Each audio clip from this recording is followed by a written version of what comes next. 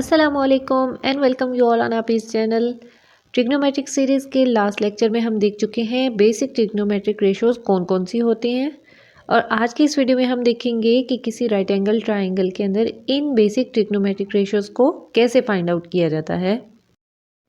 इस टॉपिक को हम थ्रू एग्जाम्पल समझेंगे। सबसे पहले एग्जाम्पल देख लेते हैं। जैसे मोस्ट ऑफ द टाइम ऐसा होता है किसी राइट एंगल ट्राइंगल में कुछ साइड्स नोन होती हैं और कुछ साइड्स अननोन होती हैं जो कि हमें फाइंड आउट करना होती हैं। जैसे इस राइट एंगल ट्राइंगल में side B is unknown, side C is 4 metre and this side A is 8 metre. We have to find out the side B because two sides are given. It is also given that this angle is 90-degree angle and this one angle B is 25 degree.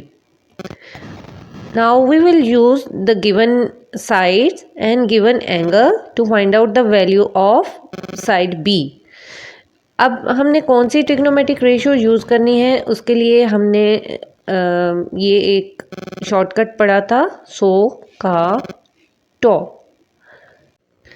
यहाँ इस triangle में side A B जो है वो hypotenuse है, side B C जो है that is adjacent and this side AC or B is opposite because it is opposite to the given angle.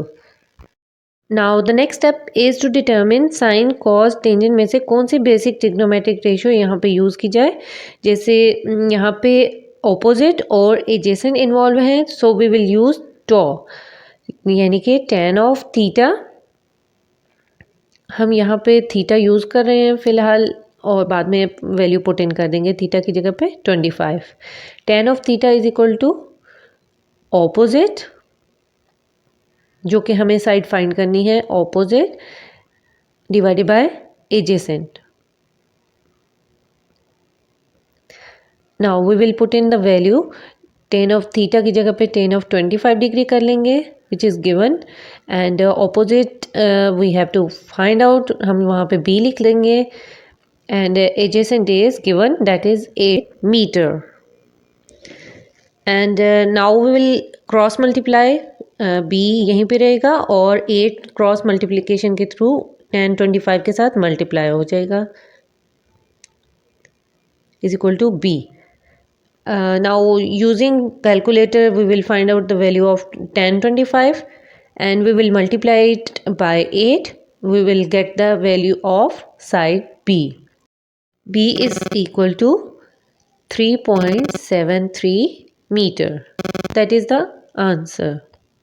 Means basically 3 steps involve हैं। सबसे पहले हमने ये चूज़ कर लेना है कि कौन सी ट्रिग्नोमेट्रिक रेशियो यूज़ करेंगे, फिर उसके अंदर जो वैल्यूज़ गिवन है वो पुट इन करके और फिर इस इक्वेशन को सॉल्व करने के बाद हमारे पास आंसर आ जाएगा। अब थोड़ी सी एक डिफरेंट एग्जांपल देख लेते हैं। मेथड वही होगा। सपोज इस टाइप की अगर एग्जांपल आ जाए, this is triangle A B C. देख लेते हैं इसमें क्या कुछ गिवन है। This is side A, this is side C and this is side B which is given 6 metre and this is also given this angle is 39 degree. अब चूंकि ये गिवन एंगल के बिल्कुल सामने वाले इसको हम कहेंगे ऑपोजिट। एक और चीज़ जो कि यहाँ गिवन है which is straight angle that is 90 degree angle, उसको भी देख लेते हैं। ये 90 डिग्री का एंगल हो गया और ये 90 डिग्री के एंगल के सामने वाला इसको हम कहेंगे hypotenuse and this is adjacent because this is adjacent to the given angle. Now in this triangle we have to find out the side A and side C. Two sides we have to find out with the help of this given information. Side C find out करने के लिए sign वाला formula लगाएंगे और side ए find out करने के लिए हम कॉज वाला फार्मूला लगाएंगे बिकॉज उसमें हाइपोटेन्यूज और एडजेसेंट इन्वॉल्व हैं.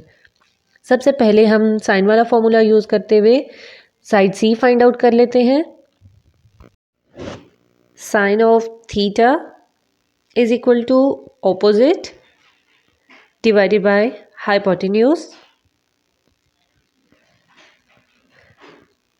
ऑपोजिट की जगह पे उसकी वैल्यू पुट इन करते हैं 6 और हाइपोटेन्यूज की जगह पे c लिख लेते हैं। साइन ऑफ थीटा की जगह पे 39, साइन ऑफ 39 डिग्री। c यहाँ पे 6 के साथ डिवाइड हो रहा है, दूसरी साइड पे जाके हम ऐसे ही लिख देंगे और 39 को 6 के साथ डिवाइड कर देंगे। सबसे पहले using calculator we will find out the value of sine 39 which is equal to 0.63 and then we will divide 6 by 0.63. We will get the answer. The value of C is 9.5 meter. Now what you all do, find out the value of A and write it in the comment box to tell you your answer. This is your homework.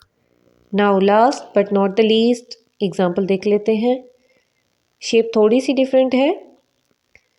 Triangle name is XYZ.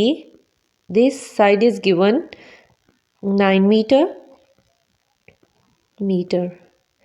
and these two sides are unknown, X and Y. Another thing, one angle is given that is equal to 51 degree.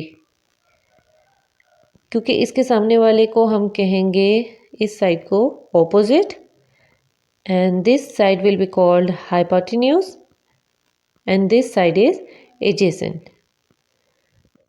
To find out the value of y, we will use sine formula because it involves opposite and hypotenuse. Sine of theta is equal to opposite divided by hypotenuse. Opposite की जगह पे हम लिख देंगे y और hypotenuse की जगह पे 9 and sine of 51 हो जाएगा. Sine of 51 is equal to y over 9. Now to find out the value of y, we will cross multiply. 9 multiply हो जाएगा sin of 51 के साथ is equal to y. First we will find out the value of sin of 51 using calculator and then we will multiply it by 9.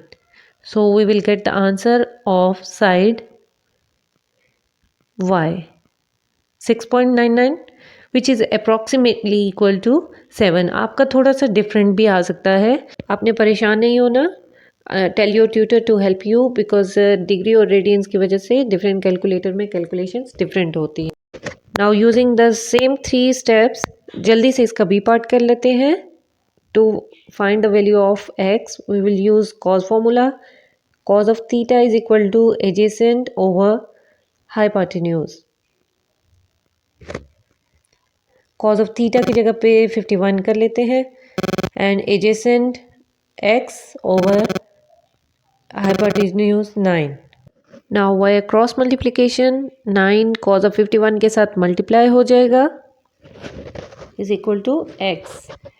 Cos of 51 पहले find out करेंगे and then we will multiply it by 9. We get the answer x is equal to 5.7. ये देखिए हमारे पास x और y दोनों की values आ चुकी हैं.